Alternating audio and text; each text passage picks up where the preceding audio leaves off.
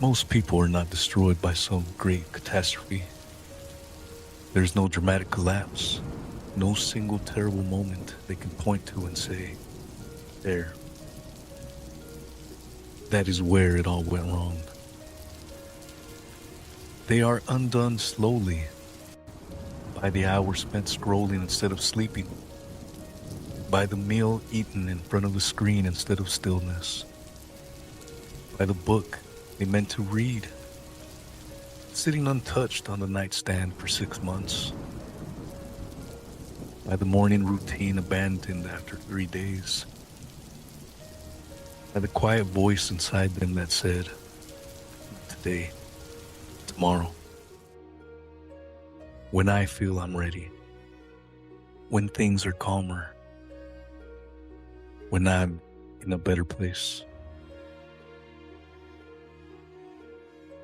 They are dismantled by comfort, by convenience, by the 10,000 tiny surrenders that pile up so quietly they are almost invisible, until one day you look up and realize the person you are is not the person you intended to become, and the distance between those two people was not created in a single day.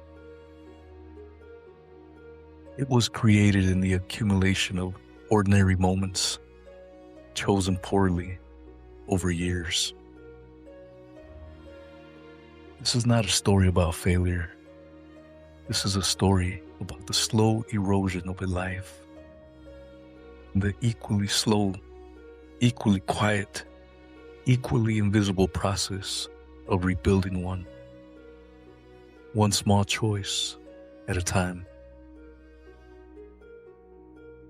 There is a word in Japanese that has no real equivalent in English. It is written in 2 characters. First means change. The second means good. Together they mean something that Western culture struggles to hold. The idea that transformation is not a destination, but a direction. Not an event, but a practice. Not something you arrive at, but something you embody, one small, unglamorous, repeated action at a time. The word is Kaizen, and it will change what you believe is possible. In the province of Mino, during the waning years of the Sengoku period, there lived a man whose name history has largely forgotten. He was not a great general. He was not a celebrated warrior. He held no lands, commanded no armies, bore no distinguished lineage. He was a doshin, a low-ranking samurai assigned the duties that higher-born men refused. He escorted prisoners. He guarded execution grounds. He stood at the edge of ceremonies where life and death intersected, performing the grim necessary functions that the powerful preferred not to witness. His days were brutal and repetitive.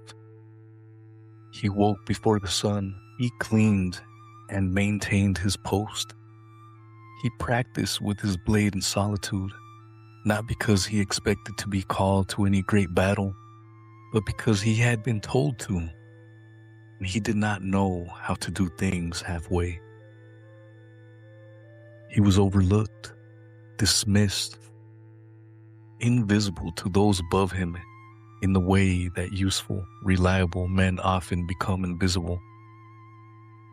Their steadiness taken for granted, their presence assumed, their value noticed only in their absence.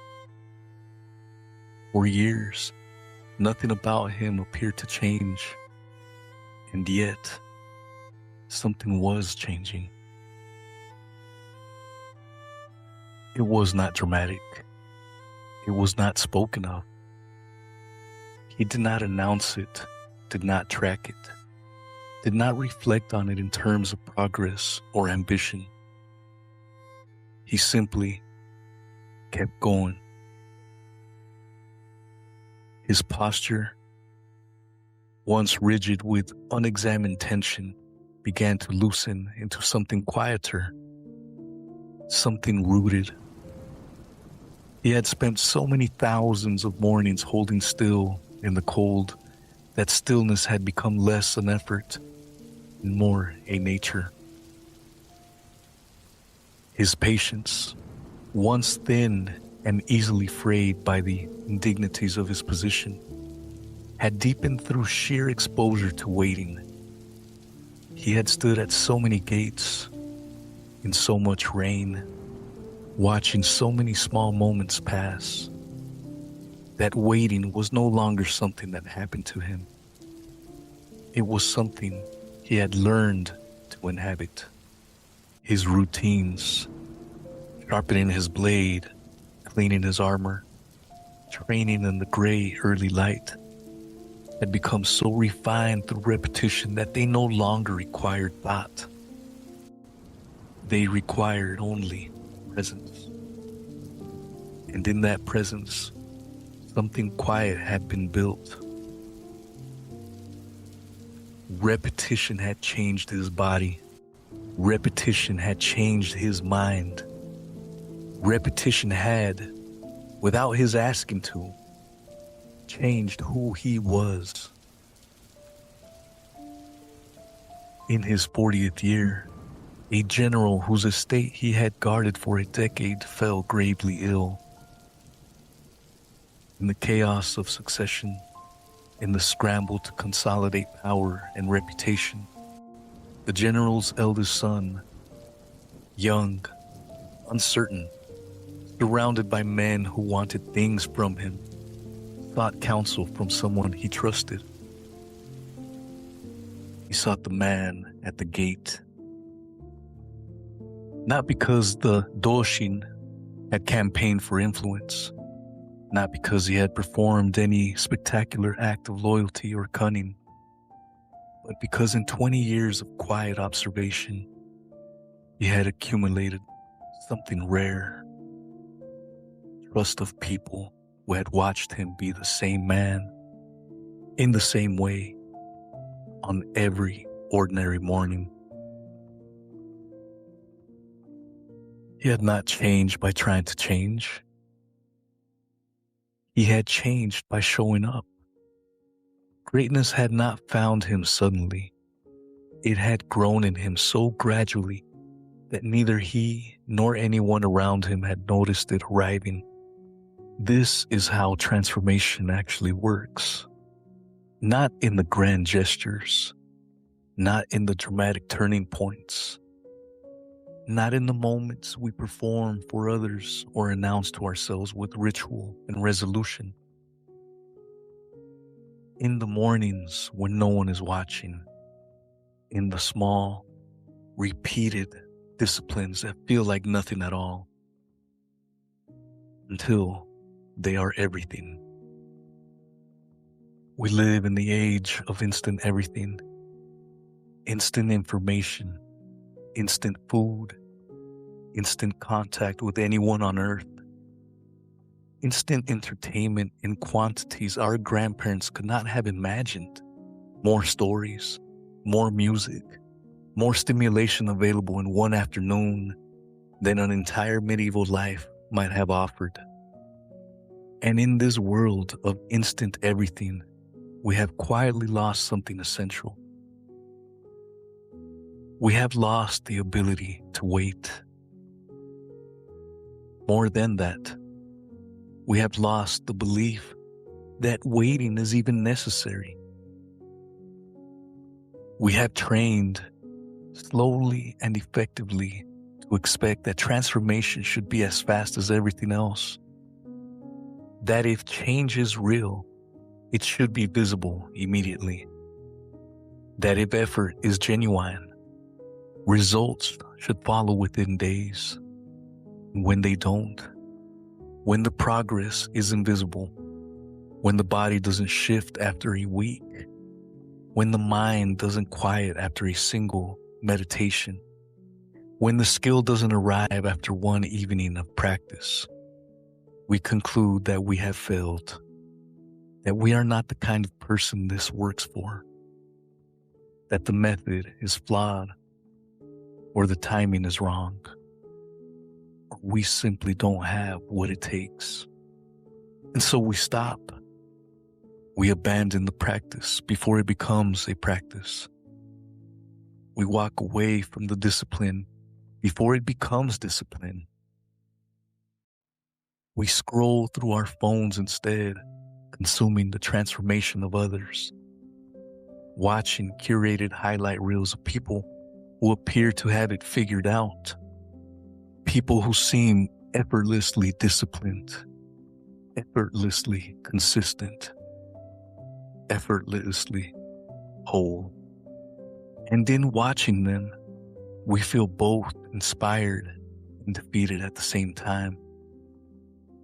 Inspired by what seems possible, defeated by how far we are from it. But what we do not see, what is never shown to us, is the 10,000 ordinary mornings it took to become that person. The mornings of no progress, the mornings of barely holding on, the mornings of showing up anyway, for no audience, with no reward, in the quiet before the rest of the world woke up. The modern world has convinced us that transformation is a product, something you purchase, adopt, or download, a program you begin with enthusiasm and abandon when the initial high fades. We have forgotten that transformation is a practice, and practice don't feel like transformation while you're doing them. They feel like ordinary days. They feel like routine. They feel like nothing at all. Until suddenly, and this is the strange, vertiginous moment that everyone who has ever committed to something long enough eventually reaches. You look back and cannot recognize the person you were before. I want to talk to you practically for a moment. Not philosophically, not poetically, just practically. Because Kaizen is not an abstraction. It is not a mood or an aesthetic or a concept to admire from a distance. It is a way of beginning, and it demands that we talk about beginnings honestly. Most people who want to change their relationship with their body, who want to run, to be strong, to feel capable in their own skin again, do not fail because they lack desire. They fail because they begin too violently. They have not exercised in months, perhaps years, and they decide with genuine feeling, with real conviction, that today is the day everything changes. And so they throw themselves at it, a brutal workout, an aggressive program, an intensity that their body and their mind are not yet prepared for. And the next morning, they can't move. Or they can move, but the pain is not the satisfying pain of effort. It is the discouraging pain of excess. And the morning after that, the motivation has drained away. And the morning after that, the routine has been abandoned. And the dream of transformation quietly deflates until the next time a wave of inspiration arrives. Kaizen says, begin smaller than your ego will allow. Walk for 15 minutes. Not as a lesser version of what you wish you were doing, as the exact, precise thing your body is ready for today. Walk for 15 minutes consistently, quietly, without needing it to be more than it is. And then walk again tomorrow. This is not settling. This is strategy. This is the ancient understanding that a foundation laid carefully can bear enormous weight. A foundation laid in haste bears none. If you cannot do a single push-up, and there is no shame in this, there's only honesty, then do not attempt push-ups. Instead, hold a plank. Lower yourself to the ground. Simply learn to bear your own weight. Let your body learn what being supported by its own strength feels like. That lesson alone, repeated every day, will begin to change you. If you cannot do a single pull-up, most people cannot, then approach the bar. Reach up, grip it with both hands, and simply hang there. Let your muscles learn the full weight of your body. Let your grip grow stronger simply through contact. In time, and the time will come faster than you expect, the hang will become a partial pull. That partial pull will become a full one. And eventually, what once felt impossible will feel like morning. Do you understand what is happening in these examples? The body is learning, but more importantly, the identity is learning. Each time you show up to walk your 15 minutes, something happens in you that has nothing to do with cardiovascular fitness. A small piece of your self-image shifts. You begin to become the person who shows up. You begin to be someone who follows through. You begin to trust yourself incrementally in the only way that trust is ever truly built, through repeated evidence. Showing up matters more than intensity. Consistency is more powerful than motivation. Tiny victories do not just build fitness, they rebuild identity. The man, the woman who holds a dead hang every morning for 3 weeks is not building muscle. They are building character. They are building proof, lived and felt in the body. And that is the kind of person who does difficult things before the rest of the world wakes up. And character, once built, does not wait to be applied. It bleeds onto everything. The discipline you develop in one area does not stay contained. It spreads. The patience you cultivate in the morning carries you through the afternoon. The consistency you practice with your body teaches your mind how to be consistent. The small act of honoring a commitment you made to yourself day after day without drama quietly dismantles the belief that you are someone who cannot change. There is a quality of patience that is different from waiting. Waiting is passive.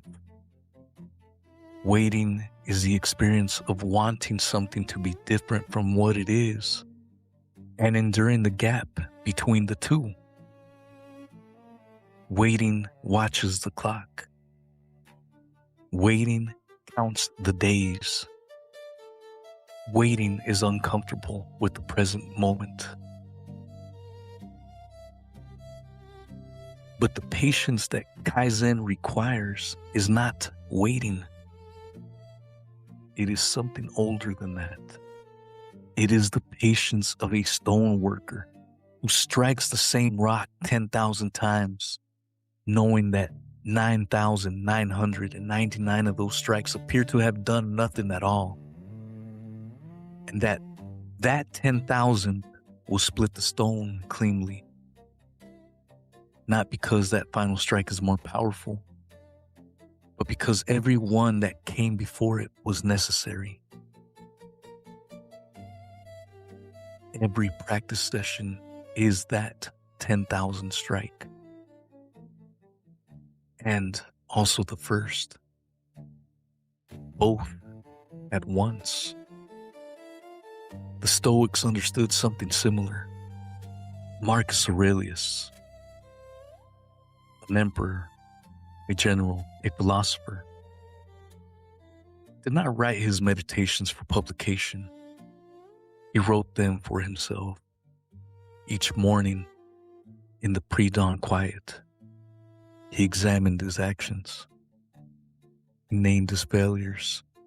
He reinforced the disciplines he wished to embody. He was a man of extraordinary power and an equally extraordinary commitment to the ordinary daily practice of becoming better. And he did not do it because it felt good.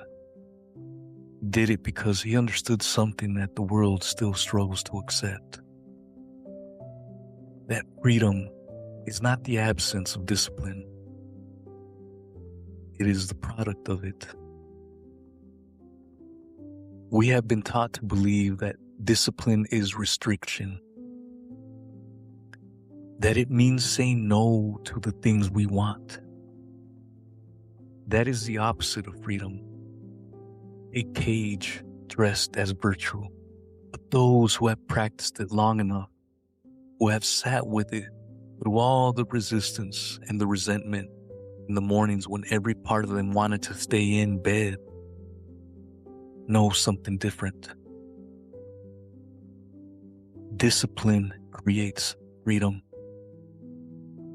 The musician who practiced scales for 1,000 hours is free in a way that the musician who avoided them never will be. The runner who trained quietly through winter is free to run in spring in a way that cannot be borrowed or pretended. The person who has learned to sit with discomfort without fleeing from it is free from the tyranny of their own restlessness. And that is a freedom that no circumstance can take from them. Discipline does not cage you. It frees you from the cage you were already in. The cage of your own untrained impulses. Your unmanaged fears. Your undirected life. Kaizen knows this. Kaizen has always known this. The Japanese philosophy of continuous improvement is not about grinding. It is not about suffering. It is about the quiet accumulation of small acts of integrity. Moments when you choose the slightly harder, slightly more honest, slightly more disciplined path. And trusting that those choices, compounded over time, will make you into someone you are proud to be. Transformation is quiet. It does not announce itself. It does not arrive with a ceremony or a dramatic shift in the weather. It arrives the way dawn arrives. So gradually you cannot see it moving, and then suddenly, undeniably, it is there, and everything is illuminated. Identity is built through habits, not through intentions, not through declarations, not through the moments when you feel motivated and everything seems possible, through the ordinary moments when you do the things you said you would do, simply because you said you would do it. I want you to imagine a version of yourself, not some idealized fantasy, but a real embodied human version who has practiced Kaizen for 2 years. Not perfectly, not without setbacks, not without the days when it fell apart, and the weeks when the discipline wavered, and the months when life intervened, and the whole thing needed to be rebuilt from scratch, smaller than before, but continuously in the direction of improvement, returning always to the practice. That version of you is not louder or more impressive or more dramatic than you are now. They are quieter, more settled. They do not need to perform their discipline for others because the discipline has become invisible, woven so deeply into who they are that it no longer requires effort or announcement. They wake earlier, not because they force themselves to, but because their body has learned to want the morning. They eat with more intention, not because they follow a rigid protocol, but because they have developed a relationship with their own physical experience that makes certain choices obvious. They carry less resentment, not because their circumstances are easier, but because they have developed the internal capacity to hold difficulty without being diminished by it. They are not the same person. And yet, every single step between who you are now and who they are is one you already know how to take. Each one is smaller than you fear. Each one is more ordinary than you imagine. One walk, one morning of showing up, one decision quietly made to be slightly more honest with yourself today than you were yesterday. This is not a process that requires extraordinary willpower. It requires ordinary willingness. The willingness to begin imperfectly, to continue uncertainly, to return without drama after every interruption. The samurai at the gate, the man history forgot, did not become someone worthy of trust by deciding to be trustworthy. He became it by being the same person, with the same steady hands and the same unhurried presence on every unremarkable morning for 20 years.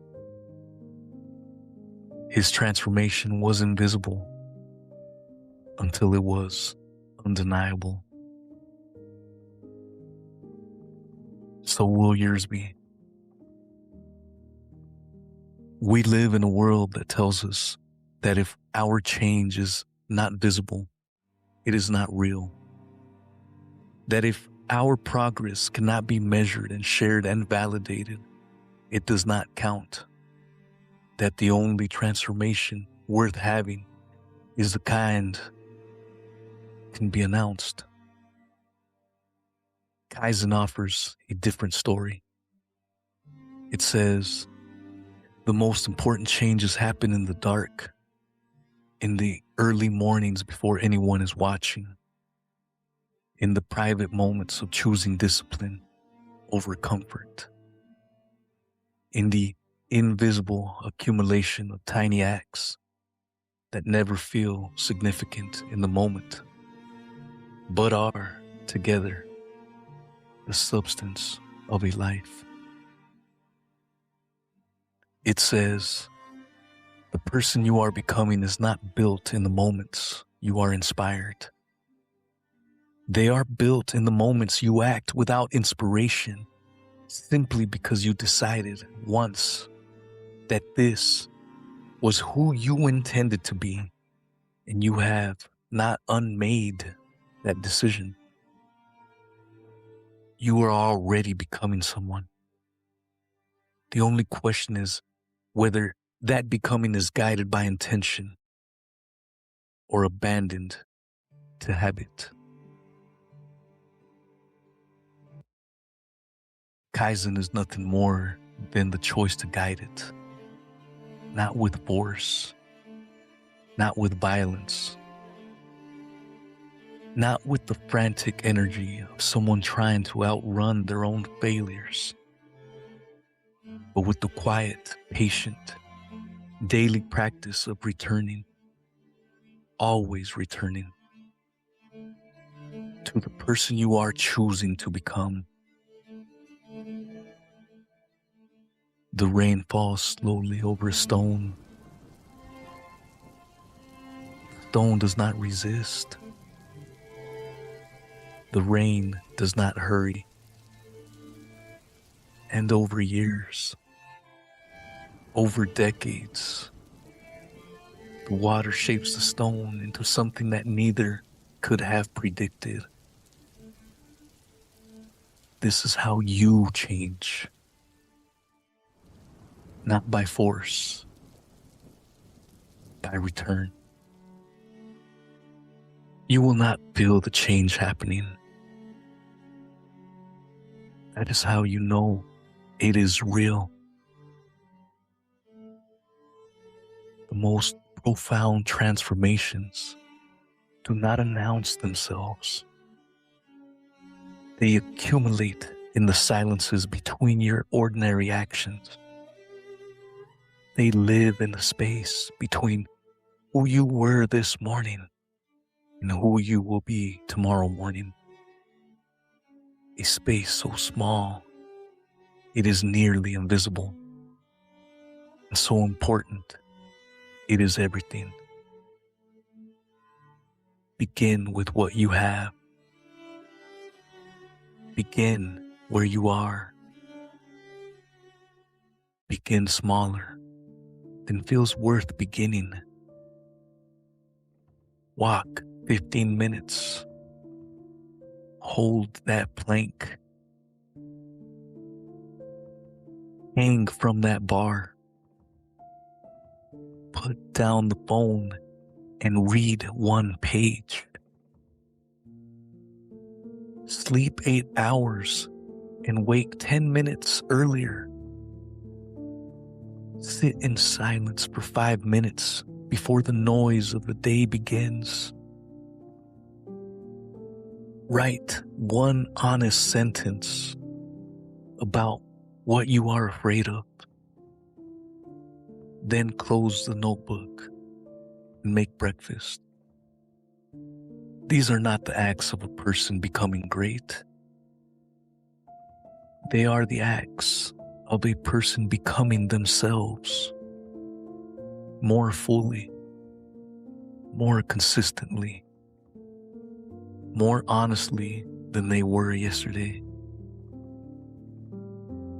And in time, in quiet time, in the invisible accumulation of 10,000 ordinary mornings,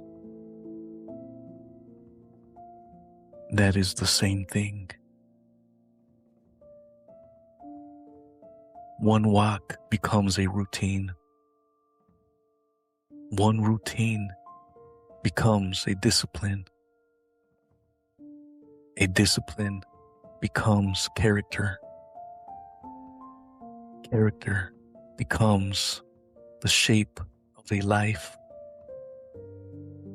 And the shape of a life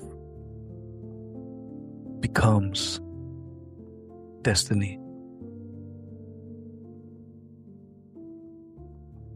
If this resonated, if this hit, share it. If you really enjoyed it, subscribe, follow me everywhere. We're building something real here. Stay grounded. Stay sharp. Stay unshakable.